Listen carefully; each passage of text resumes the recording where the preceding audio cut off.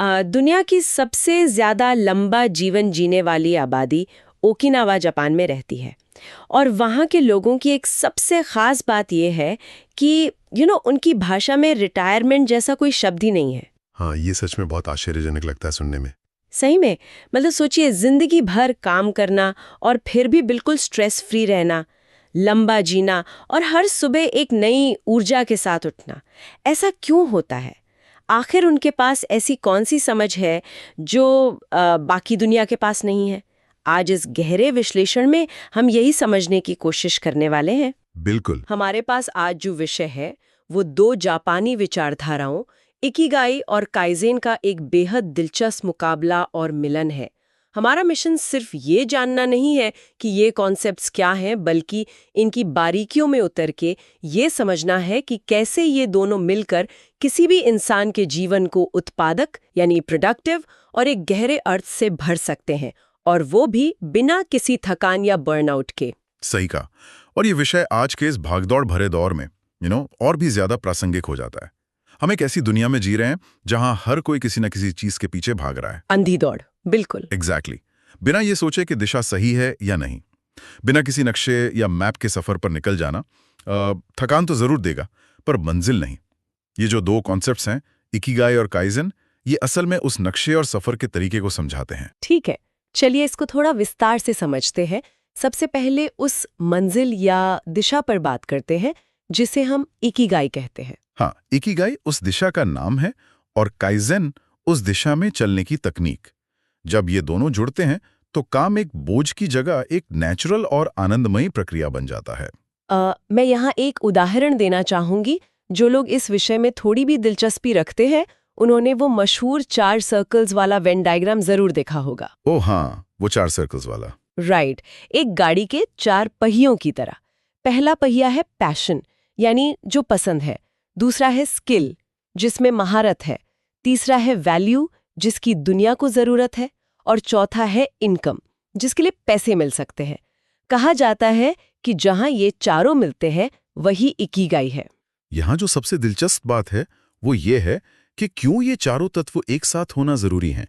लोग अक्सर सिर्फ क्या पसंद है पर रुक जाते हैं। हाँ, बस पैशन फॉलो करो और सब ठीक हो जाएगा। एग्जैक्टली। पर इकिगाई इससे बड़ा है, क्योंकि ये आंतरिक खुशी को व्यवहारिक जरूरतों जैसे इनकम और सामाजिक योगदान यानी वैल्यू के साथ जोड़ता है।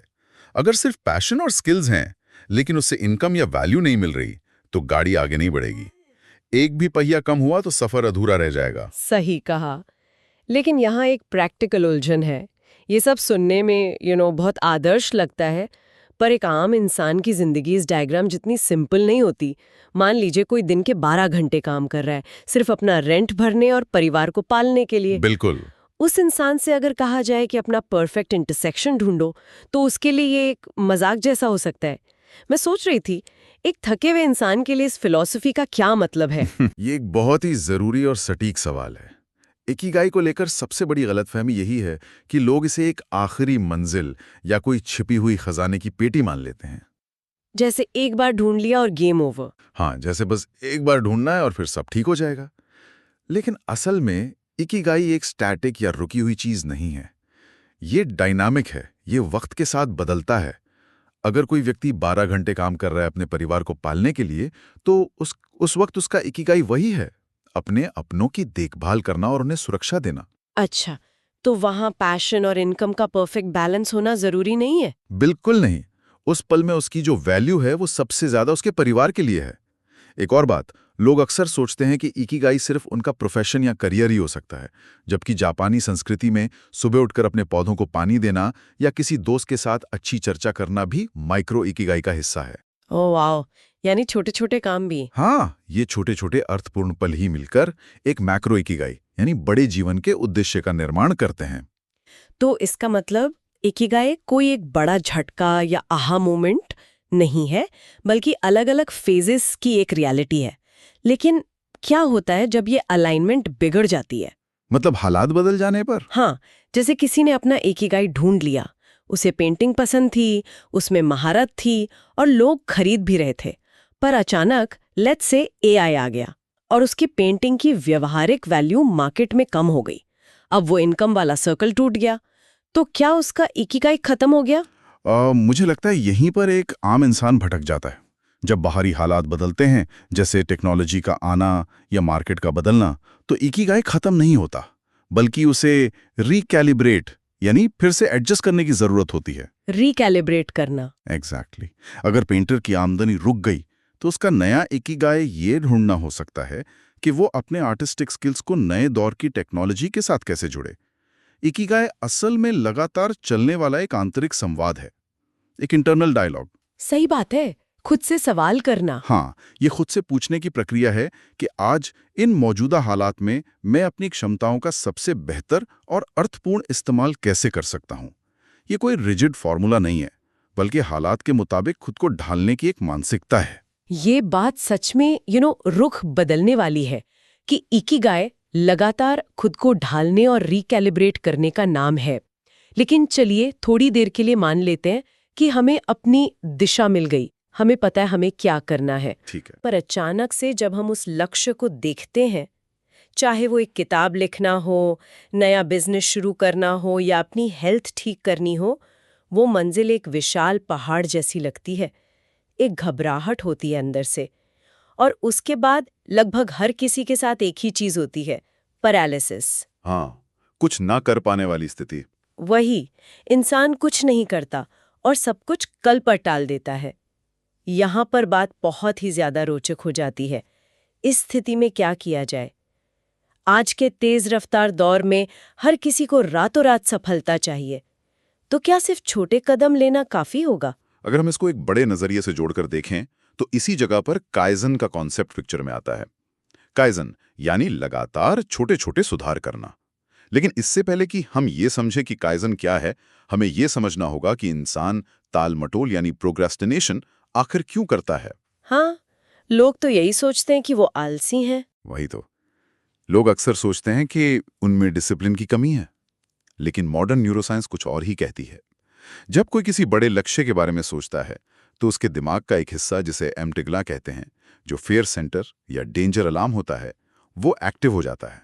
अच्छा, डेंजर अलार्म। हाँ, दिमाग नेचुरली एनर्जी बचाना चाहता है।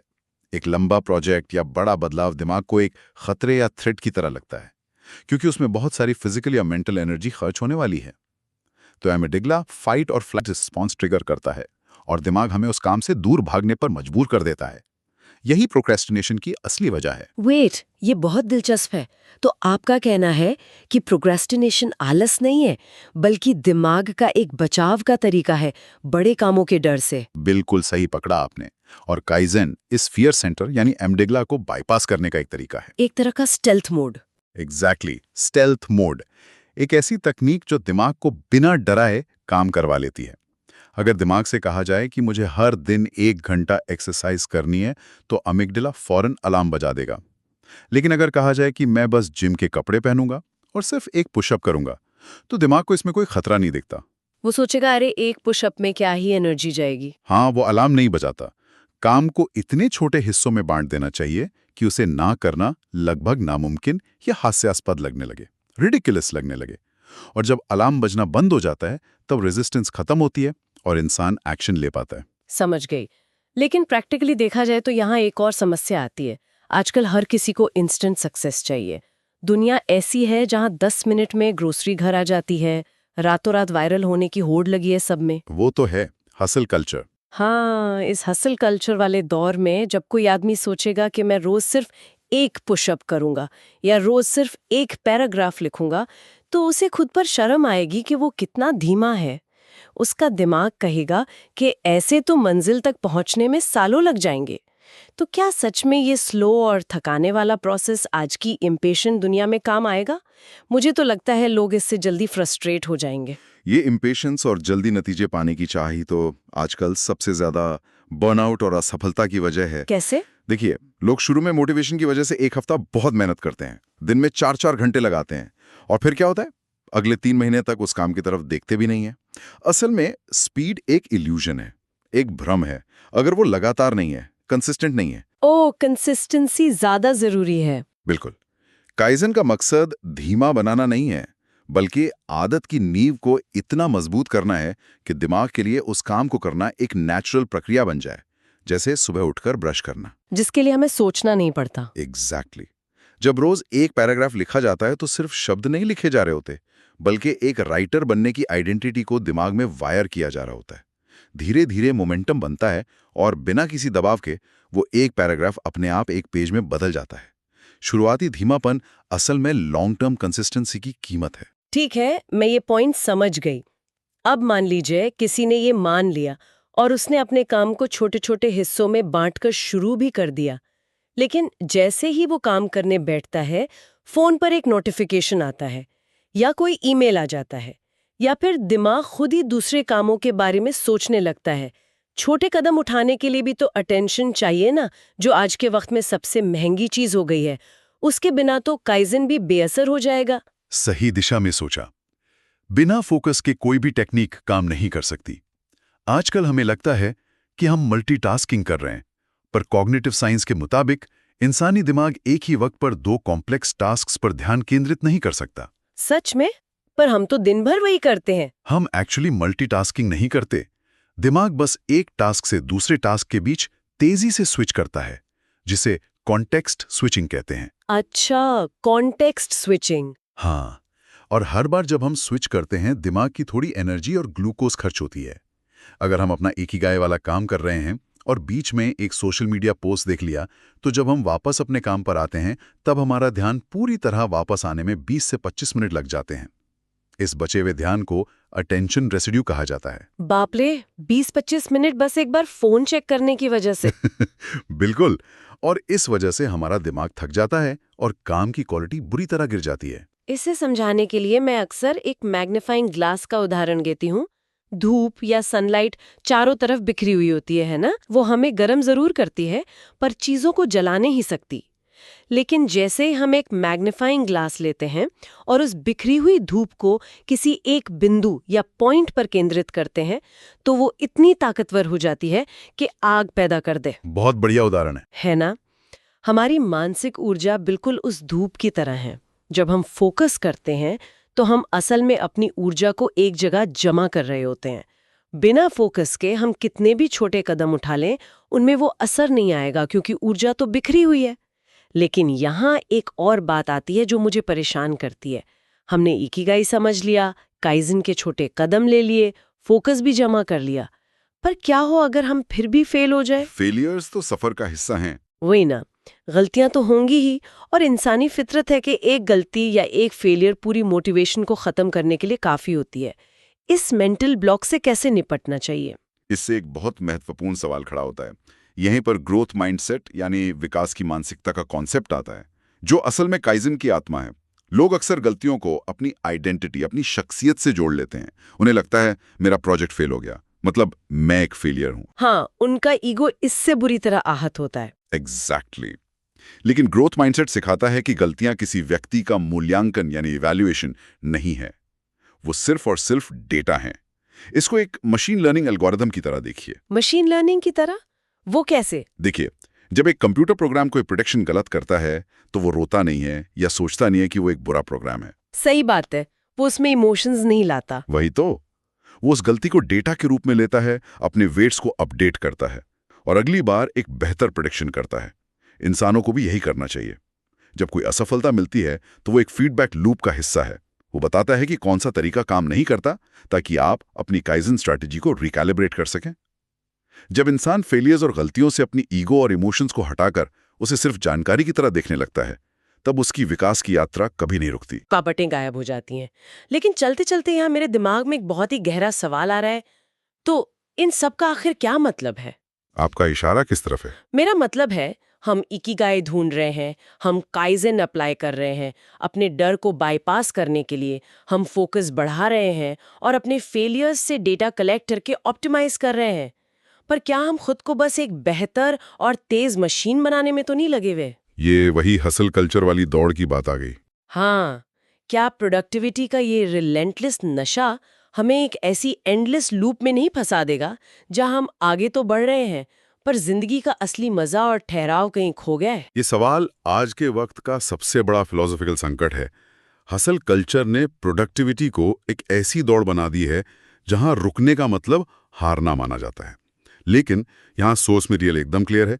इकिगाई और काइजन के मिलन का अंतिम लक्ष्य खुद को ऑप्टिमाइज करके एक बेजान मशीन बनाना बिल्कुल नहीं है। तो आखिरी पड़ाव क्या है? इनका आखिरी पड़ाव है संतुलन, यानी बैलेंस। सफलता और खुशी के बीच का संतुलन। सफलता आर्थिक सुरक्षा और एक व्यावहारिक रूप देती है, लेकिन खुशी तब आती है जब उस सफर में एक ठहराव, एक मीनिंग होता है। इसको ना कंपाउंड इंटरेस्ट के कॉन्सेप्ट से समझिए। फाइनेंशियल दुनिया वाला कंपाउंड इंटरेस्ट? हाँ भाई, जैसे हम फाइनेंशियल दुनिया में समझते हैं कि थोड़ा थोड़ा लगातार जमा किया गया पैसा एक लंबा वक्त गुजरने पर कितना बड़ा नतीजा देता है, जो शुरू में दिखाई भी नहीं पड़ता। ये नतीजा शांति से बैकग्राउंड में काम करता है। काइजन जिंदगी का कंपाउंड इंटरेस्ट है को देखने का, है ना? जब कोई हर दिन छोटे बिना स्ट्रेस वाले सुधार करता है तो वो रातों रात थकता नहीं है, वो अपने काम से बोर नहीं होता। ये छोटे बदलाव सिर्फ आमदनी या आउटपुट नहीं बढ़ाते, बल्कि हर दिन में एक अकॉम्प्लिशमेंट की खुशी भर देते हैं। इकिगाई इंश्योर्स की दिशा आत्मा से जुड़ी हो और काइजेन इंश्योर्स की उस रास्ते पर चलते हुए कोई थक कर टूट न जाए, बल्कि सफर का आनंद ले। यही वो परफेक्ट संतुलन है जहां एक सार्थक अर्थपूर्ण जीवन का निर्माण होता है। तो इस पूरी गहरी चर्चा का निचोड़ निकालें तो बात आकर यहाँ रुकती है कि सबसे पहले उस दिशा को पहचानना है जहाँ क्षमता, पसंद, जरूरत और व्यवहारिकता मिलती है, जिसे वक्त के मुताबिक बदला भी जा सके। फिर दिमाग के अलार्म सिस्टम उस अमिगडाला को शांत रखने के लिए उस बड़े लक्ष्य को उन छोटे छोटे कामों में बांटना है जो हास्यास्पद हद तक आसान हो। सही बात। अपनी बिखरी हुई ऊर्जा को एक मैग्नीफाइंग ग्लास की तरह एक जगह केंद्रित करना है ताकि अटेंशन रेजिड्यू से बचा जा सके। और अगर रास्ते में असफलता मिले तो बिना ईगो को चोट पहुंचाए उसे सिर्फ एक डेटा पॉइंट की तरह इस्तेमाल करना है ताकि अगली बार के लिए बेहतर मॉडल बन सके। एकदम परफेक्ट समरी दी आपने। और ये सब इसलिए नहीं कि जिंदगी की आखिरी सांस तक सिर्फ प्रोडक्टिविटी की अंधी दौड़ भागनी है, बल्कि इस कंपाउंड इंटरेस्ट के शांत जादू से एक ऐसी जिंदगी बनानी है जो न सिर्फ बाहर से सफल हो, बल्कि अंदर से पूरी तरह खुशहाल और अर्थपूर्ण हो। एग्जैक्टली। इन विचारधाराओं का आखिर में मकसद इंसान को इंसान ही बनाए रखना है, बस उसमें थोड़ी और बेहतरी लाते हुए। ये जीवन को जीने का एक ढंग है, कोई रेस नहीं। और इसलिए इस चर्चा को समाप्त करते हुए एक बहुत ही सटीक और गहरा विचार सामने आता है। अगर जिंदगी की सबसे बड़ी, सबसे सार्थक सफलताएं और खुशियां सिर्फ उन छोटे और लगातार सुधारों पर निर्भर करती हैं, वो कदम जो दिमाग के डर को चुप्पी से पार कर जाते हैं, तो क्या किसी भी इंसान की जिंदगी को पूरी तरह बदल देने वाला सबसे बड़ा कदम वही हो सकता है जिसे उठाना इतना आसान था कि उसकी तरफ आज तक ध्यान ही नहीं दिया गया। एक ऐसा कदम जो शायद 1 मिनट का भी ना हो, पर जिसमें कंपाउंड इंटरेस्ट की तरह आने वाले कल का बड़ा नतीजा छुपा हो। ये एक ऐसा सवाल है जिस पर हर किसी को चिंतन करना चाहिए। आज की इस गहरे विश्लेषण में बस इतना ही।